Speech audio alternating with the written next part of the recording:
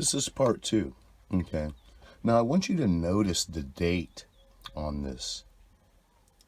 6/25/2014. So this was 5 years ago.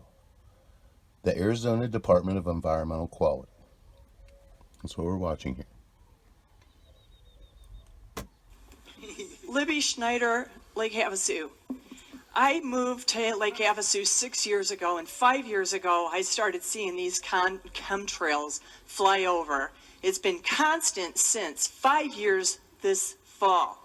Okay, this is nanoparticle aluminum, barium, strontium. As Russell Blaylock says, it goes straight up your olfactory nerve into your brain. They're finding all kinds of rhinal disintegration, degeneration of our brain. We're breathing it in here. It's an irritant. The Navy has done, and the Air Force has done nanoparticle exposure levels on rats. It causes pulmonary fibrosis, macrophage, inflammatory processes in our bodies. You're smirking the whole time here, telling us and just stonewalling us this entire time, saying you can't do anything. Our air is crap. You know, it was clear 5 years ago. Now it's a constant haze. We're breathing in this every single breath we take, all year long, all night long. This stuff is so small, it cannot be filtered out of HEPA filters because we're a couple of orders of magnitude smaller than a HEPA filter.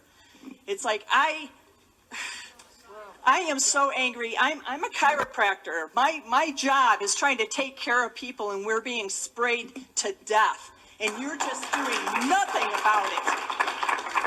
So it's like, get someone who does something.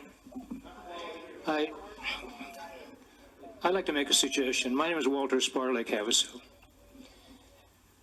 In Arizona, we are unique in that we have a group of scientists that can tell you while this material is in the air with a spectrometer specifically what it is as it's coming out of the back of the airplane, whether it's from spray nozzles or the engines. It's the best in the world. They have all the equipment there. We're a community. People do favors for each other. They will do a favor for you and do a spectral analysis of that. Now, the next step is very significantly more difficult because everybody knows the federal government is behind it, the federal government is doing it. I agree, you do not maintain subject matter jurisdiction over these kind of events with the federal government. The federal government does these things primarily under the guise of national security. I'm going to take you back a few years.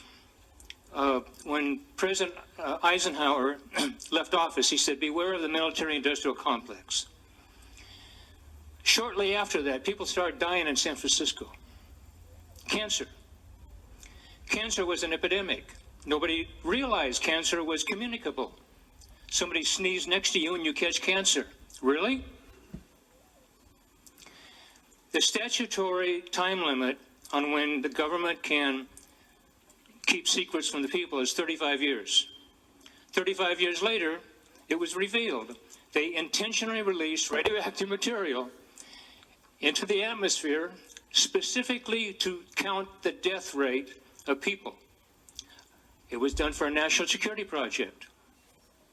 The project was, if an atomic bomb ever went off here, they wanted to find out what the fallout would do to all the people.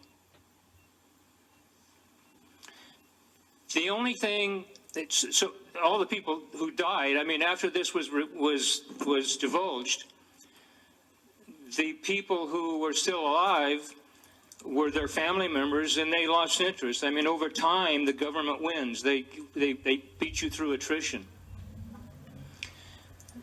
For the last 40 years, there has been a law in this country that very few people know about. And the law is going to sound stupid to you, but this honestly is the real law. If the President of the United States declares a state of national emergency, he and all of his people gain immunity. So if you sue the federal government and you go into the courtroom, the judge lacks subject matter jurisdiction over any evidence submitted by the president. during a time of national security as declared by him. So in other words, there's hardly any way you're going to win a lawsuit if he makes that declaration. This is a very difficult problem. I litigated that issue for 20 years, and the Supreme Court agreed with that stupid decision.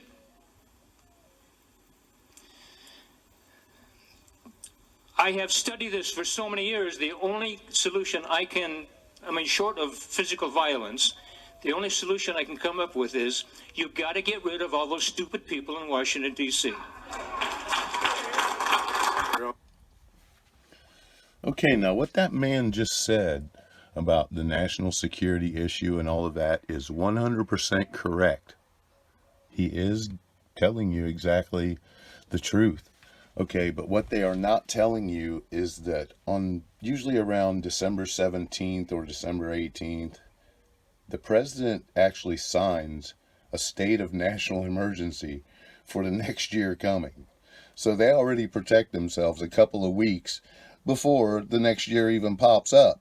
They just sign one of those books. That's what you see, him putting his $3,000 pen down onto that piece of paper. That's what he's doing. He's signing a state of emergency for the nation. They're actually doing it for financial reasons, but, you know.